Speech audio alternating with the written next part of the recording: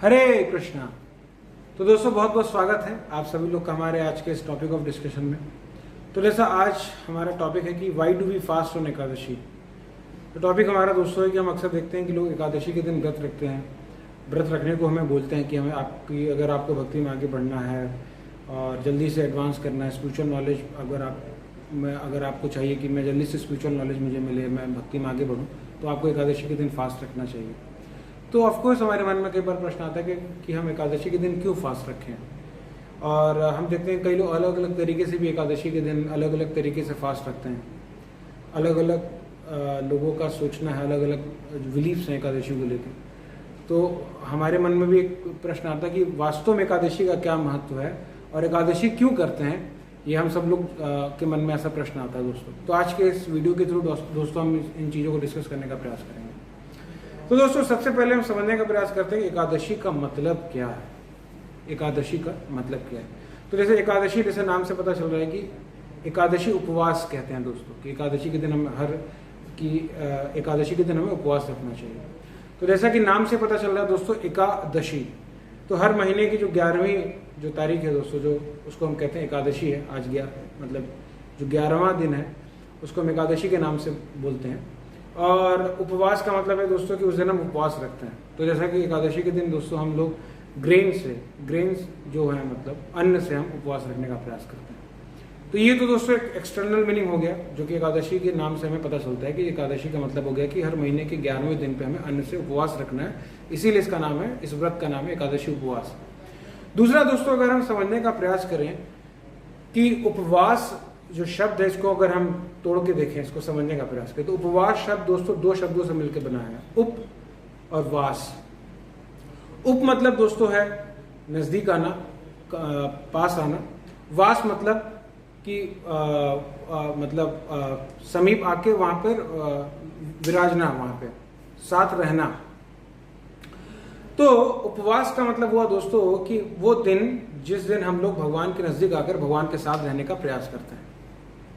उपवास का मतलब ये हुआ दोस्तों। और एकादशी जो है 11 जो है वो रिप्रेजेंट करते हैं दोस्तों। जैसे फॉर एग्जांपल हमारे 5 जो है कर्म इंद्रियां हैं, 5 ज्ञान इंद्रियां हैं और एक मन है। कर्म इंद्रियों से दोस्तों मतलब है कि वो हमारे बॉडी के जो सेंसेस, हमारे बॉडी के वो पार्ट जिनसे हम कोई काम करते हैं, वो 5 उनको कर्म इंद्रियां कहा गया है। 5 ज्ञान इंद्रियां दोस्तों, हमारे 5 इंद्रियां ऐसे जिनसे हम ज्ञान लेते हैं। फॉर एग्जाम्पल हमारे ईयर्स, हमारे आंख, हमारी नोज, तो ये इनको हम ज्ञान इंद्रियां कहते हैं दोस्तों। और एक हमारा जो मन है दोस्तों, तो इन सबको मिला दिया जाए तो ये 11 होंगे। तो हम अपने सारे 11 इंद्रियों का उपयोग करके हम भगवान के नजदीक जाने का प्रयास कर रहे हैं, हम कृष्ण के नजदीक जाने का प्रयास कर रहे हैं और भगवान के ऊपर हम ज्यादा से ज्यादा मेडिटेट करने का प्रयास कर रहे हैं। ये प्रोसेस है दोस्तों, इसीलिए स्थिति का नाम है एकादशी उपवास। कई लोग बोलते हैं कि व्रत करने से, भूखे रहने से कैसे भगवान मिल जाएंगे। क्या आपका भगवान चाहता है कि मैं भूखा रहूं? नहीं, भूखे रहने से भगवान नहीं मिलेंगे। पॉइंट ये है कि यहाँ उपवास के दिन से भूखे रहने को नहीं कहा जा रहा है। पॉइंट ये है कि भूखे रहने के साथ व्रत रखने के बाद, ये व्रत रखने का पर्पस ये है कि हम व्रत रखें, हम खाएं ना, हम उस दिन कम से कम अपने बॉडी के ऊपर ध्यान दें। उसका उद्देश्य ये है कि हम ज्यादा से ज्यादा अपने आप को स्पिरिचुअल एक्टिविटीज में लगा सकें।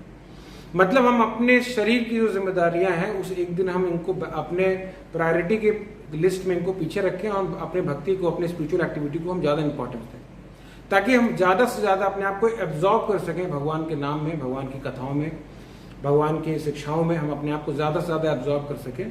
तो ये दोस्तों एक तरीके से एकादशी शब्द का मतलब होता है। और अगर हम शास्त्रों के हिसाब से देखें तो एक बहुत फेमस कथा आती है दोस्तों कि किस प्रकार से एकादशी व्रत जो है कि क्यों एकादशी नाम पड़ा और इसका क्या इंपॉर्टेंस है। तो शास्त्रों में एक कहानी आती है दोस्तों, मैं आपके साथ शेयर करना चाहूंगा कि एक राक्षस थे, उनका नाम था मूरा। और ये राक्षस को वरदान मिला था कि कभी किसी के साथ ये हार नहीं सकता है। तो एक बार भगवान विष्णु के साथ इस राक्षस का युद्ध होने लगा और युद्ध काफी घमासान चला। क्योंकि उस राक्षस को वरदान था कि वो राक्षस कभी किसी से हार नहीं सकता है, तो भगवान जो है और भगवान और उस राक्षस में युद्ध काफी लंबा चलता जा रहा था। तो भगवान लीला को प्रस्तुत करने के लिए, अपने भक्तों की महिमा को स्थापित करने के लिए लीला करते हैं कि भगवान बोलते हैं कि मैं काफी थक गया हूं और मैं जो युद्ध छोड़ के जा रहा हूं, स्नान कर मतलब आराम करने जा रहा हूं, विश्राम करने जा रहा हूं। तो भगवान जो है मूरा युद्ध के साथ युद्ध को छोड़कर बद्रिका आश्रम चले जाते हैं। वहां जाकर एक गुफा के अंदर विश्राम करने लगते हैं। तो वो पीछे पीछे वो मुरा राक्षस आता है और उसे लगता है कि भगवान विश्राम कर रहे हैं, तो ये अच्छा मौका है भगवान का जो है वध कर देने के लिए। तो भगवान विश्राम कर रहे होते तो भगवान के शरीर से एक शक्ति, एक देवी का प्राकट्य होता है और वो देवी जो है वो आराम से उस राक्षस, मुरा राक्षस को वध कर देते हैं। जब भगवान देखते हैं कि देवी प्रकट हुई है और उन्होंने इस मुरा राक्षस का वध कर दिया तो भगवान को काफी प्रसन्नता होती है। भगवान कहते हैं कि देवी, आपने इस राक्षस का वध किया है तो मैं आपको प्रसन्नता से कुछ वरदान देना चाहता हूँ, आप बोलिए कि आपकी क्या इच्छा है। तो वो देवी जो है वो कहती हैं कि भगवान, मैं आपकी शक्ति हूँ और मैंने आपकी शक्ति से इस मुरा राक्षस को मारा है, सो मेरा कोई विशेष योगदान नहीं है, फिर भी यदि आप कुछ देना चाहते हैं तो आप अपनी प्रसन्नता के हिसाब से मुझे कुछ भी दे सकते हैं। तो भगवान जो है दोस्तों उन देवी के ऊपर प्रसन्न होकर उनको आशीर्वाद देते हैं कि आप जो है, चूंकि 11वें दिन आप जो है प्रकट हुए हैं, इसलिए आपका नाम एकादशी देवी है और ये दिन मुझे बहुत प्रिय रहेगा।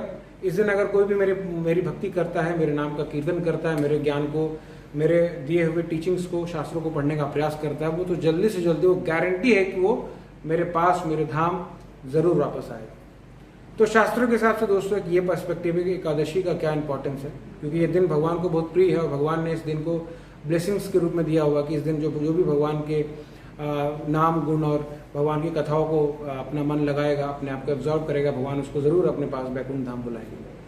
और अगर हम एक साइंटिफिक रीजन में देखें दोस्तों कि हमें एकादशी व्रत क्यों रखना चाहिए, तो जैसा कि दोस्तों आपको पता होगा कि ऑन एवरी फुल मून, आपको पता होगा कि फुल मून का एक जो हर महीने में एक बार फुल मून का डे आता है, जिसमें कि जो हमारा अर्थ है, मून है और सन है, सभी लोग एक लाइन में आ जाते हैं दोस्तों। और इस दिन दोस्तों ऐसा होता है कि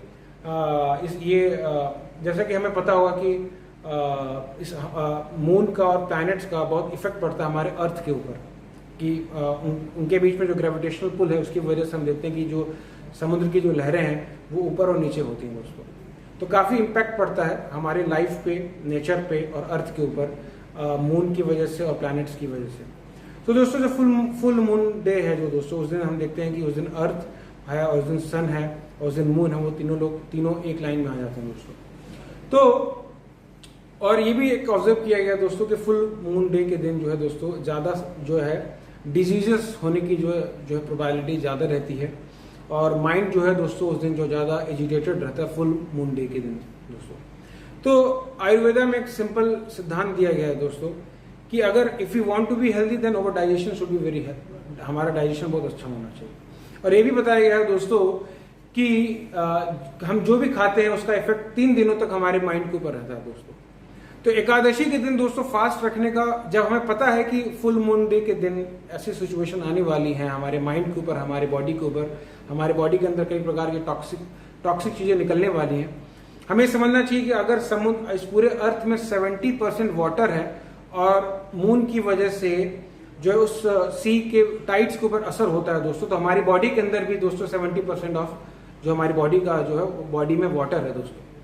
तो जब समुद्र के ऊपर इफेक्ट पड़ रहा है तो ऑफकोर्स हमारी बॉडी के अंदर भी इफेक्ट पड़ता ही पड़ता है, पड़ेगा ही पड़ेगा दोस्तों। तो इसीलिए आयुर्वेदा के हिसाब से दोस्तों एक कंसेप्ट दिया गया कि अगर हम एकादशी के दिन अगर हम अपने आप को फास्ट रखते हैं, फास्टिंग रखते हैं दोस्तों, अपने आप को व्रत रखते हैं खाने से और हम अपने आप को कुछ रेगुलेटेड रखते हैं दोस्तों, तो इट्स लाइक ए डिटॉक्सिफाइंग, हम अपने बॉडी को डिटॉक्सिफाई कर रहे हैं दोस्तों, कि ताकि हमें फुल मून डे के दिन 3 दिन बाद जो हमें हमारे ऊपर दिक्कत ना पड़े, हमारे माइंड के ऊपर, हमारी बॉडी के ऊपर ज्यादा इफेक्ट ना पड़े दोस्तों। तो ये एक अलग कॉन्टेस्ट है दोस्तों एकादशी को देखने का। बट ओवरऑल दोस्तों एकादशी का पर्पज ये रहता है दोस्तों कि हम एकादशी के दिन कि जितना हम, फॉर एग्जाम्पल अगर हमें भूख लगता है, व्रत रखते हैं, अगर हमें समझ में आता है कि हमारा कितना अटैचमेंट है भगवान, हमें भूख से कितना आकर्षण है, भूख से, पानी से, खाने पीने से कितना अभी आकर्षण है, तो एकादशी के दिन दोस्तों हम ये प्रयास करते हैं कि ये आकर्षण जो हमारा खाने पीने और भोग विलास की चीजों में लगा हुआ है, इसको हम रीडायरेक्ट करें भगवान की तरफ, भगवान की भक्ति की तरफ और अपने लाइफ के अल्टीमेट पर्पस की तरफ। तो इस तरीके से दोस्तों हमें एकादशी को देखना चाहिए और एकादशी का व्रत को हमें जरूर पालन करने का प्रयास करिए, ताकि हम भगवान के प्रति अपना अटैचमेंट डेवलप कर सकें, भगवान के प्रति अपना प्रेम डेवलप कर सकें। और हफ्ते में, अब हम महीने में सिर्फ 2 दिन एकादशी आती है दोस्तों, तो हमें महीने में 2 दिन एकादशी करने का प्रयास करना चाहिए, ताकि इस दिन जो है हम भगवान के प्रति प्रेम को विकसित करने का प्रयास करें। और भगवान ने जिस प्रकार से शास्त्रों में हमें बताया हुआ है, आचार्यों ने हमें बताया हुआ है कि अगर हम इस प्रकार से करने का प्रयास करेंगे तो जरूर हमारे ऊपर भगवान की कृपा जरूर होगी दोस्तों। तो उम्मीद करते हैं दोस्तों आपको ये वीडियो जरूर अच्छा लगा होगा और आप हमें प्लीज़ मैसेज करिए और नीचे मेरा नंबर दिया होगा इस वीडियो के डिस्क्रिप्शन में कि आपको वीडियो कैसा लगा। आपके अगर कोई प्रश्न हो इससे एकादशी से रिलेटेड होके तो आप ये प्रश्न मुझसे जरूर पूछ सकते हैं। मेरे नीचे मेरा नंबर दिया होगा। So thank you so much. Hare Krishna.